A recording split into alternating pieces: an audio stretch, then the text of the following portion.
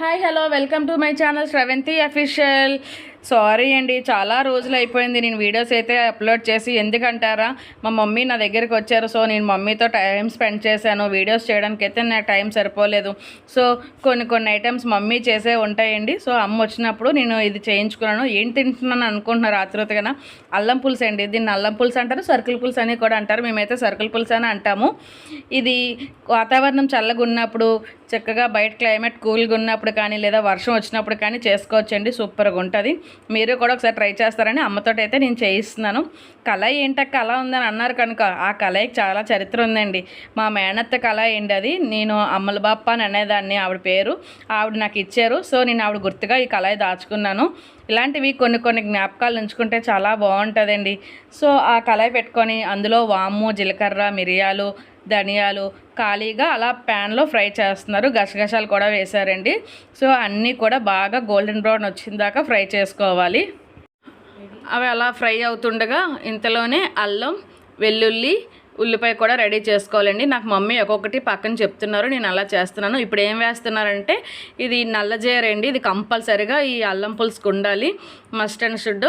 ఇవన్నీ కూడా బాగా ఫ్రై చేస్తున్నారు. ఇందులోనే 2 బిర్యానీ ఆకులు కూడా వేశారు. ఇంకా దుంప పసుపు కొమ్మని ఉంటుందండి, పసుపు కొమ్ములు చూడండి ఇలా ఉండాలి. ఇవి కూడా వేసుకోవాలి, వాటితో పాటే ఫ్రై చేసుకోవాలి.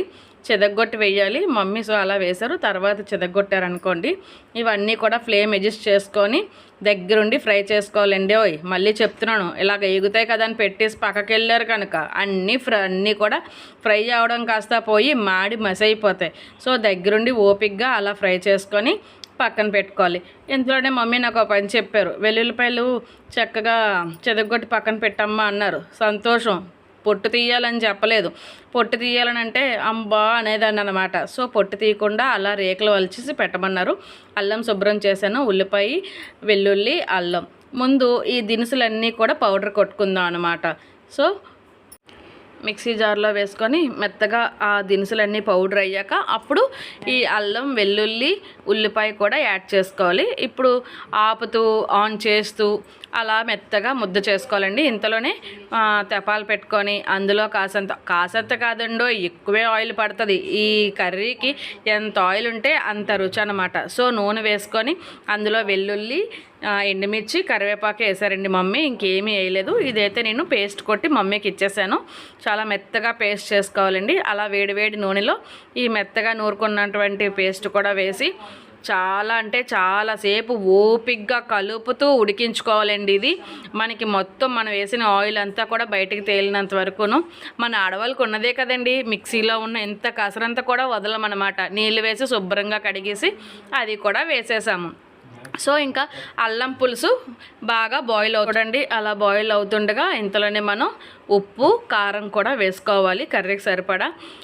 సో ఇది చేసామనంటే చుట్టూ ఉన్నంత కూడా తుల్లిపోతుందండి. మనం పులిహోరకి చింతపండు మగ్గు ఉడికించినప్పుడు ఎలా అవుతుందో ఈ అల్లం పులుసు చేసినప్పుడు కూడా అలాగే అవుతుందండి.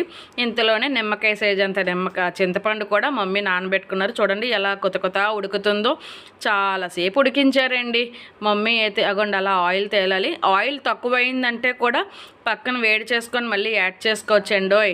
కానీ ఆయిల్ అయితే ఉండాలి. చింతపండు నానింది. చింతపండు నుండి తీసిన పులుపు కూడా ఇందులోనే. అగోండి చూడండి మమ్మీకి నూనె తక్కువైందండోయ్.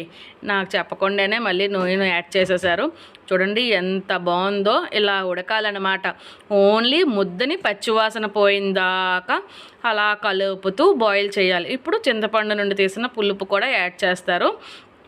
బాగాన పులుపు, ఉప్పు, కారం సమపాలంలో ఉండాలి. మిరియాలు ఘాటేంటి, అబ్బాబ్బాబ్బా స్వామి రంగా. ఎందుకండి ఈ కర్రీ ముందు ఇంకేవి పనిచేయ. అదేటోనండి నాకు చాలా ఇష్టం. నాకే కాదు మా ఫ్యామిలీ మెంబర్స్ అందరికీ కూడా ఇది ఇష్టం. అది కూడా మమ్మీ చేస్తేనేనండి స్పెషల్లీ. ఇంకెవరు చేసినా కూడా అంత టేస్ట్ ఉండదని నా ఫీల్ అయితే. అమ్మ అయితే చాలా బాగా చేస్తారు. అమ్మ వచ్చింది కాబట్టి నేనైతే చేయించుకున్నాను. చూడండి ఎంత బాగా నూనె తేలి బాగా ఉడికింది. ఇంకా కొంచెం కాసంత దగ్గరకు రావాలి. ఈ అల్లం పులుసుకి అంటే సరుకుల పులుసు అంటారు.